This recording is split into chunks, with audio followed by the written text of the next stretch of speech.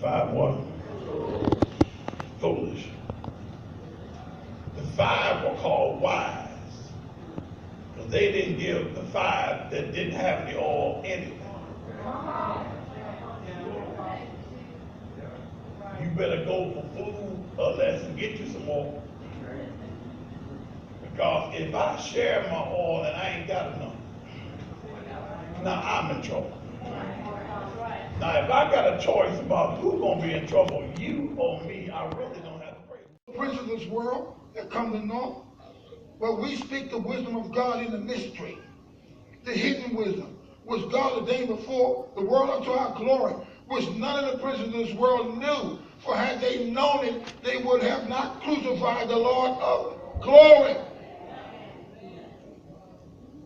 Paul said, if they know so much, why could God pull a Higgin on them and trick them into their own destruction? All right. I've had people come into the doctrines and talk themselves right out of it. Because the ministry of reconciliation. And sometimes a male must say in his heart or her heart, I probably did not see the value of this particular mustard. I probably didn't really understand how good my cooking was. They got big, they got fat. And sometimes the musties has to leave the male, go to the padiagos and go into starvation. And begin. Not experiencing glory when I keep the same mindset. I'm not experiencing a transformation when I'm staying in my old habits. No, I'm not free. Come on, somebody, to walk in that glorious moment that God has destined for me if I don't see a change myself. That's why Paul put it this way: eyes haven't seen, ears, it has not even entered to the heart.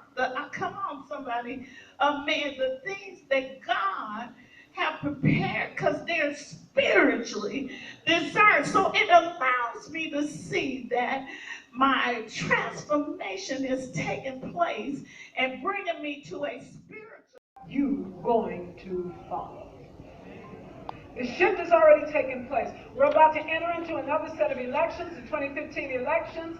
I think that my brother said it so eloquently about the prophets gathering and prophesying over Donald Trump and all these other things. So you're going to see some other amazing things happening too, leading up until that time.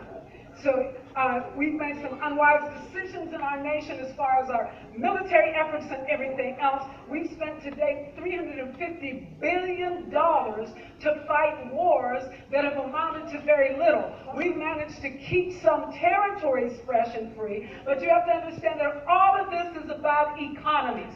If you understand that all of this is about economies, then you understand this church is a stronghold and it is an economy. And unless you get the economy of this church running and flowing, this church will be a byword and they will move those people out of here to someplace else where they're received. State University's National Center for Marriage and Family Research, 15% of the women in the United States are divorced. The U.S. divorce rate among all couples in the United States is 50%. In the U.S., among black couples specifically, we are targeted at 70%. And among Christians, we are like the rest of Americans at among 50%. So why did I bring this up today? I bring this up today because in all that we preach and say, one of the things that we cannot forget that's always an issue in our lives is love. Say love. Look at your neighbor, say love. Love is the reason why we do what we do, amen. It's the reason why we get up in the morning.